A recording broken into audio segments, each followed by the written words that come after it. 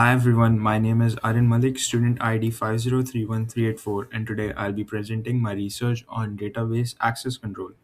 Specifically, I'll focus on two major models: role based access control or RBAC and attribute based access control ABAC.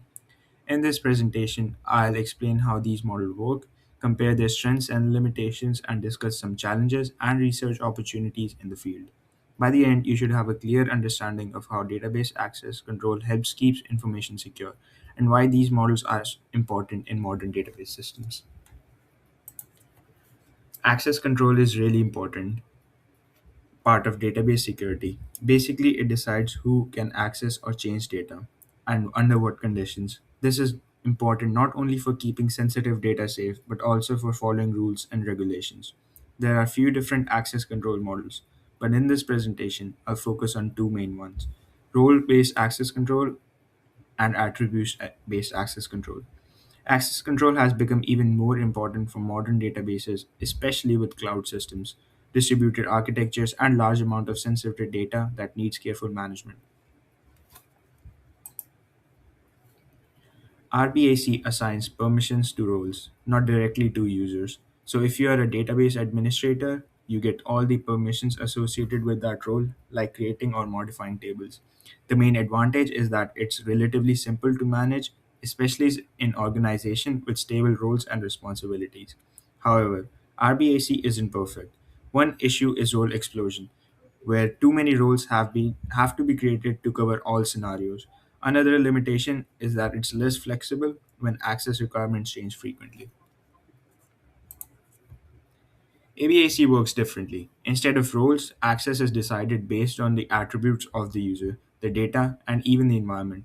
For example, a user may only access a table if they're in a certain department, using a trusted device, and logging in during work hours. The big advantage of ABAC is flexibility. It can handle complex and dynamic environments better than RBAC. On the flip side, ABAC can be harder to manage because policies are much more complex, and you need to make sure all attributes and rules are defined correctly.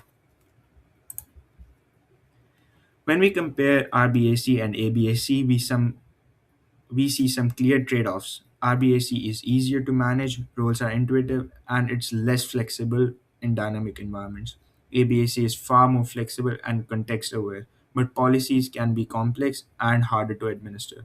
Some researchers and organizations use hybrid model combining RBAC's simplicity and ABAC's flexibility to get the best of the both worlds. Both RBAC and ABAC have challenges. RBAC can have role explosions and doesn't always consider context.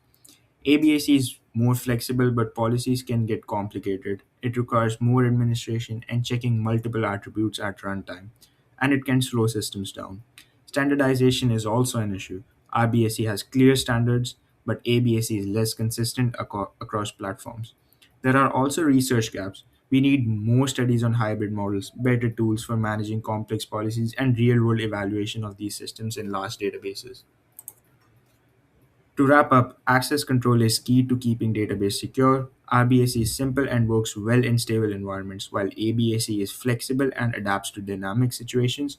Neither is perfect, but hybrid models may provide the best solution for modern databases, combining simplicity and flexibility.